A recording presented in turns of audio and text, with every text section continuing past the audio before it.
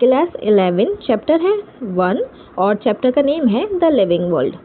सबसे पहले हम पढ़ेंगे इस टॉपिक में इंट्रोडक्शन। ठीक है, अब इंट्रोडक्शन शुरू करने से पहले जो हमें समझना है वो है कि what is the living world. इसका जो चैप्टर का नाम है उसका क्या मतलब है। तो लिविंग क्या होता है, लिविंग जो कि ऑर्गेनिज्म, जो लिविंग ऑर्गेनिज्म होते हैं उसको बोलते हैं। जैसे इसमें आ जाता है माइक्रो ऑर्गेनिज्म। माइक्रो ऑर्गेनिज्म में क्या आ जाएगा, बैक्टीरिया आ जाएगा, प्रोटिस्टा आ जाएगा, फंजाई, ये जो होते हैं ये क्या आ जाएंगे, माइक्रो ऑर्गेनिज्म में आ जाएंगे। प्लांट्स आ जाएंगे लिविंग में, एनिमल्स आ जाएंगे, हम भी ह्यूमन बीइंग्स किस में आ जाएंगे, लिविंग में आ जाएंगे। और वर्ल्ड क्या हो गया, यहाँ पे अर्थ की बात हो रही है। तो ये जितने भी लिविंग ऑर्गेनिज्म हैं और जो अर्थ है इनका जो इंटरकनेक्टेड है, ये आपस में क्या है, इंटरकनेक्टेड है। तो हम इसके बारे में पढ़ने वाले हैं कि जितने भी लिविंग ऑर्गेनिज्म है अर्थ पे, हम उसके बारे में हम इस वाले टॉपिक में, इस वाले चैप्टर में पढ़ेंगे। तो सबसे पहले है introduction. How wonderful is the living world. तो पहली लाइन क्या बोल रहे हैं कि क्या बोल रहे हैं पहली लाइन में कि कितना वंडरफुल है जो हमारा लिविंग वर्ल्ड है, जो अर्थ है, अर्थ पे जो लिविंग ऑर्गेनिज्म है वो कितना अच्छा है, कितना वंडरफुल है।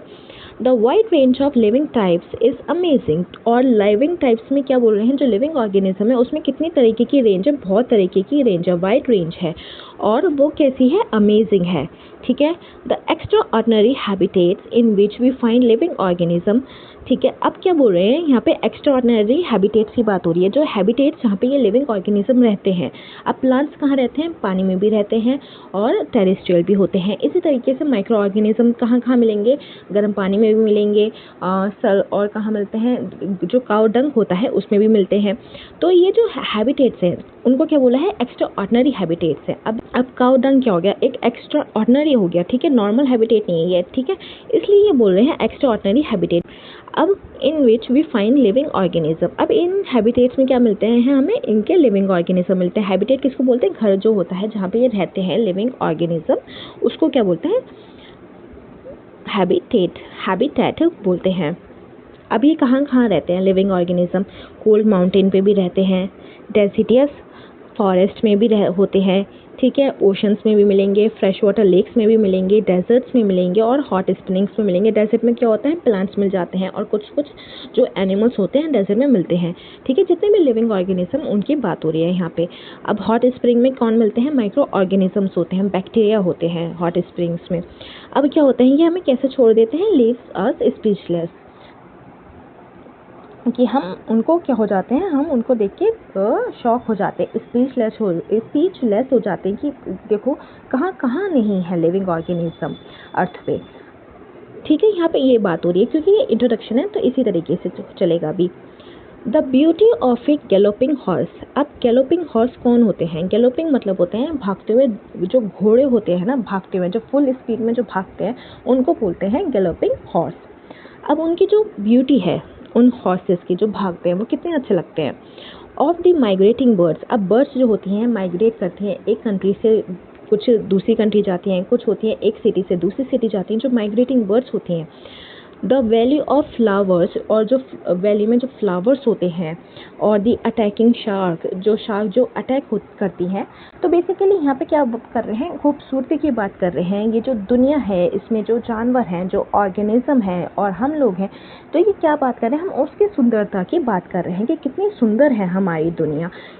उसमें क्या है, भागते हुए घोड़े कितने अच्छे लगते हैं, बर्ड्स हैं वो उड़ रही हैं कितनी सुंदर लगते हैं, पहाड़ कितने सुंदर लगते हैं, पहाड़ों में जो फूल होते हैं वो कितने सुंदर लगते हैं। तो इस तरीके से बात कर रहे हैं। अब शार्क जो होती है वो अटैक करती है, तो हम कैसे, अगर नेशनल ज्योग्राफी या फिर डिस्कवरी वगैरह पे अगर एनिमल्स के बारे में देखा होगा तो कैसे फैसिनेटिंग लगते हैं कि किस तरीके से अटैक करते हैं। हर एनिमल्स का अपना अटैक करने का तरीका अलग होता है।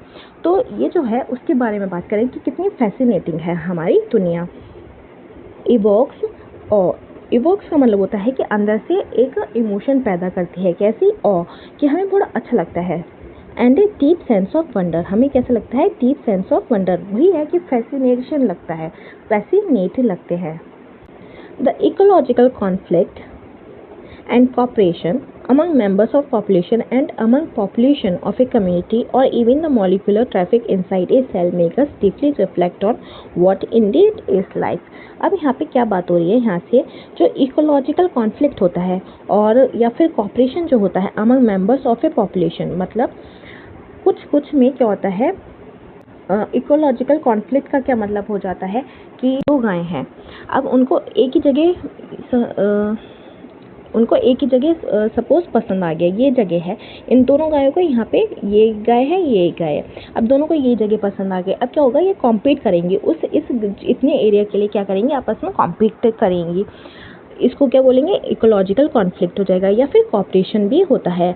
जब कॉपरेशन का एग्जांपल ये होगा कि जब जो गाय होती है वो जब घास खाती है तो वो क्या करती है, घास को जब खाती है ना, तोड़ती है, तो वो घास हिलती है तो उसमें बहुत सारे कीड़े जो होते हैं वो क्या होते हैं, उड़ते हैं तो एक तरह की बर्ड होती है जो उन कीड़ों को खाती है। तो क्या हुआ, ये कैसे एक दूसरे को हेल्प कर रहे हैं, तो एक दूसरे को इस तरीके से हेल्प कर रहे हैं, तो इसको क्या बोलेंगे, कॉपरेशन हो जाता है। And among population of a community, उसमें क्या बोल रहे हैं, पॉपुलेशन में भी होती है। अमंग सेम, जैसे कि यहाँ पे दो गायें थी तो वो क्या हो गई, सेम पॉपुलेशन हो गई। या फिर एक कम्युनिटी होती है जिसमें कम्युनिटी में क्या हो जाता है कि जैसे बर्ड्स भी आ गई और इसमें गाय भी आ गई, तो ये क्या बन गई, एक पूरी कम्युनिटी बन गई। यहाँ पे गाय जो है हेल्प कर रही है किसको, बर्ड्स को, तो उसको क्या बोल रहे हैं, कम्युनिटी बोल रहे हैं कि पॉपुलेशन ऑफ ए कम्युनिटी आ गई। और even the molecular traffic inside a cell, अब क्या बात कर रहे हैं, जो एक सेल जो होती है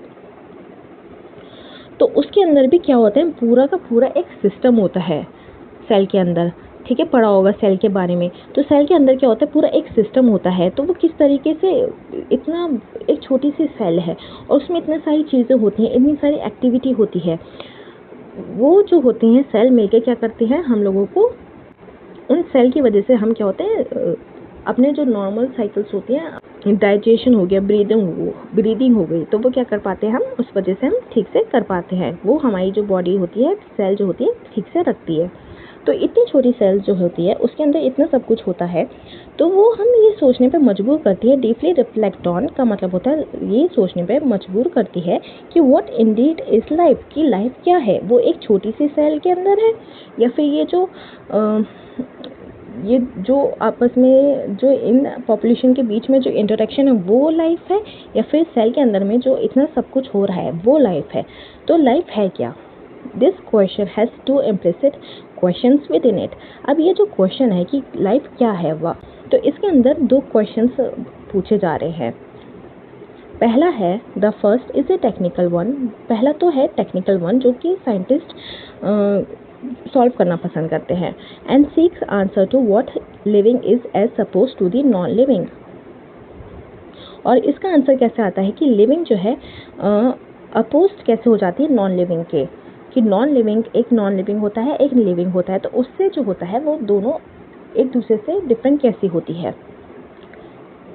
दूसरा क्वेश्चन होता है फिलोसॉफिकल वन, कि फिलोसॉफिकल वन में मतलब आ जाता है स्पिरिचुअलिटी में, कि क्या मतलब जो विचार करते हैं, सोचते हैं, मेडिटेशन करते हैं कि ये लाइफ क्या है, मैं कौन हूँ, तो उसको बोलते हैं philosophical one. And seek answer to what the purpose of life is, और वो सोचते हैं कि पर्पस लाइफ का क्या है, कि हम लाइफ में क्या करने आए हैं, हमारा पर्पस क्या है, अगर हम लाइफ जी रहे हैं तो उसका पर्पस क्या है। तो ये किस में आ जाता है, फिलोसॉफिकल वन में। एज साइंटिस्ट, अब क्या होते हैं साइंटिस्ट किसका आंसर देते हैं, इसका टेक्निकल वाला जो होता है कि वो ढूंढते हैं कि लाइफ क्या है, ये फिलोसॉफिकल वाले में जवाब नहीं करते scientist. We shall not attempt answering the second question, तो साइंटिस्ट जो होते हैं वो ये जो फिलोसॉफिकल वाले जो क्वेश्चन होते हैं उसको इतनी इम्पोर्टेंस नहीं देते हैं। We will try to reflect on what is living, तो वो क्या करते हैं कि ये जो टेक्निकल वन होता है कि उसको साइंटिफिकली तरीके से उसको पता लगाने की कोशिश करते हैं कि एक्चुअली में लाइफ है क्या। तो अब क्या है कि अब इससे आगे हम किस पे रिफ्लेक्ट करेंगे, व्हाट इज़ लिविंग,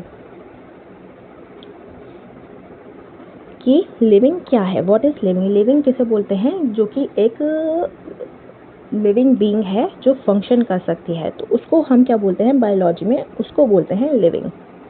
तो अब हम उसके बारे में हम पढ़ेंगे। We will try to reflect on what is living. जो कि हम करेंगे नेक्स्ट क्लास में।